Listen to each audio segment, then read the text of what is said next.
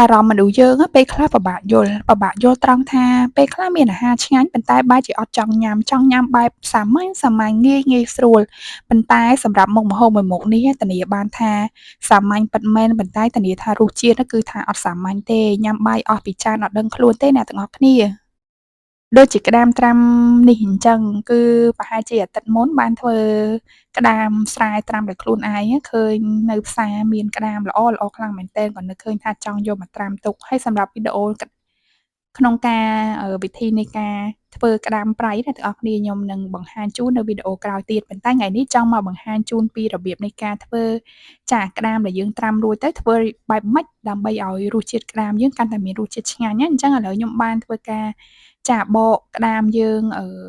នឹងលាងសម្អាតរួចរាល់ហើយខ្ញុំក៏ងាកមកធ្វើជាមួយនឹងគ្រឿងផ្សំដែលយើងលាយជាមួយនឹងក្តាមប្រៃរបស់យើងណាអ្នកទាំងអស់គ្នាចាគ្រឿងទេសហ្នឹងគឺសាមញ្ញខ្លាំងមែនទែនចាគឺយើងធ្វើរបៀបដូចជាទឹកត្រីបុកទឹកត្រីកោះកុងអញ្ចឹងណាយើងមានខ្ទឹមសចាមានម្ទេសមានក្រូចឆ្មាហើយសម្រាប់ម្ទេសហ្នឹងគឺយើងលៃលកទៅតាមចំណូលចិត្តដែលអ្នកទាំងអស់គ្នាចង់បានហឹរតិចហឹរខ្លាំងគឺយើងដាក់តិចច្រើនទៅតាមហ្នឹងអញ្ចឹងបន្ទាប់ពីធ្វើការបកសម្បកខ្ទឹមលាងសម្អាតរួចរាល់ហើយខ្ញុំក៏បានធ្វើការយកខ្ទឹមសយើងចាប្រហែលជាមួយកំពឹសជាមួយនឹងម្ទេស5-6គ្រាប់ចាមកធ្វើការក្រឡុកដើម្បីឲ្យវាម៉ដ្ឋណាអ្នកទាំងអស់គ្នាចាអញ្ចឹងបន្ទាប់ពីធ្វើការកិន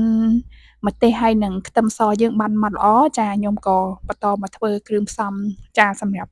ធ្វើទឹកត្រីលាយជាមួយនឹងក្តាមប្រៃយើងតែម្ដងហើយគ្រឿងទេសហ្នឹងសាមញ្ញដូចតែអ្នកទាំងអស់គ្នាអញ្ចឹងមានចាស្ករសប៊ីចេងអំបិលបន្តិចទៅហើយលាយជាមួយនឹងទឹកត្រីហើយនេះគឺជាទឹកខ្មេះណាអ្នកទាំងអស់គ្នាដោយសារតែខ្ញុំលាយជាមួយនឹងទឹកខ្មេះចាខ្ញុំអត់ប្រើទឹកក្រូចឆ្មាសុទ្ធដោយសារតែខ្ញុំចង់ឲ្យបានរសជាតិក្តាមយើងហ្នឹងគឺយើងត្រាំយូរថ្ងៃទៅក៏វានៅតែរសជាតិឆ្ងាញ់វាអត់ជូរជ្រេញដូចយើងប្រើជាមួយនឹងក្រូចឆ្មាសុទ្ធទេកាលណាដែលយើងប្រើក្រូចឆ្មាសុទ្ធគឺក្តាមយើងវារហ័សនឹងជូរអ្នកទាំងអស់គ្នាជូរខ្លាំងទុកច្រើនថ្ងៃទៅវាញ៉ាំអត់សូវឆ្ងាញ់ទេ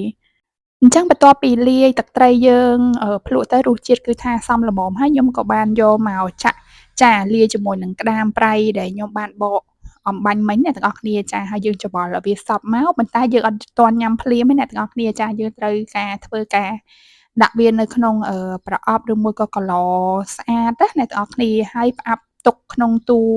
ចាទឹកកករយៈពេល2-3ម៉ោងសិនបានកាន់តែរសជាតិក្តាមជាមួយនឹងទឹកត្រីយើងវាចូលជាតិងុំបានល្អអ្នកទាំងអស់គ្នាអញ្ចឹងឥឡូវមកគឺខ្ញុំយកក្តាមយើងទៅដាក់នៅក្នុងទូទឹកកកទុករយៈពេល3ម៉ោងសិនសម្រាប់3ម៉ោងក្រោយនេះគឺដល់ចាម៉ោងញ៉ាំបាយថ្ងៃត្រង់តែម្ដងអញ្ចឹងឥឡូវបន្ទាប់ពី3ម៉ោងចាគឺចាំមើលអ៊ុតមើលរសជាតិថាបែបណាប៉ុន្តែខ្ញុំធានាបានហ្មងថាឆ្ងាញ់អ្នកទាំងអស់គ្នាដោយសារតែយើងលាយទឹកត្រីហ្នឹងគឺថាជូរល្មមផ្អែមចាគឺថាឆ្ងាញ់តែម្ដងហើយលាយជាមួយនឹងសាច់ក្តាមដែលយើងត្រាំដោយខ្លួនឯងនេះគឺថារសជាតិវាអត់ប្រៃដុតខ្លាំងពេកទេมันល្មមហើយបន្ទាប់មកយើងគ្រាន់តែថែមជាមួយនឹងជីនាងវងហើយនិងម្ទេសបន្តិចបន្តួចទៀតទៅចាឲ្យរសជាតិវារៀងហឹរបន្តិចបន្តួចទៀតអញ្ចឹងគឺថាឆ្ងាញ់ណាស់អ្នកទាំងអស់គ្នាអើយនិយាយទៅបាយថ្ងៃត្រង់មានតែប៉ុណ្នេះគឺថាក្តីសុខមនុស្សស្រីតែម្ដងមិនបាច់មានអាហារឆ្ងាញ់ៗទេមានតែក្តាមប្រៃមួយចានចាគឺថាក្តីសុខពេញលេញតែម្ដងអញ្ចឹងអរគុណច្រើនសម្រាប់ការទស្សនាជួបគ្នាវីដេអូក្រោយ